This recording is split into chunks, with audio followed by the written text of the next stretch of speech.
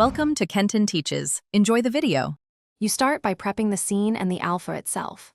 Load your base mesh, confirm units and document size, then import an 8-bit grayscale PNG alpha, 2048px max, so depth maps behave predictably. Next, choose drag rect or drag dot depending on placement needs, and set brush intensity around 50 to 80% with focal shift near -20 for crisp edges. These choices control how the alpha transfers into surface detail, so get them right before sculpting. Once the alpha and brush are ready, start applying strokes with purpose. You should enable lazy mouse around 25 to 45 to stabilize long strokes, and vary draw size to match fine or broad detail. Paint on a layer so you can dial opacity later.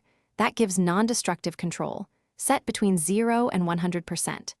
If you need local work, mask the area and invert as required, then use deformation or inflate to push the form. This sequence preserves control while building complex detail progressively. To finish, commit the detail by baking the layer or using a morph target, then prepare your subtool for export. Subtool Master can merge and export OBJ or FBX. If you moved between subdivisions, project details across levels to retain fidelity, and always verify normals and UV layout before exporting to other apps. If you see seams or alpha artifacts, blur the alpha by 1 to 3 pixels or lower brush intensity, then reproject. That quick fix removes banding while keeping the intended sculpt.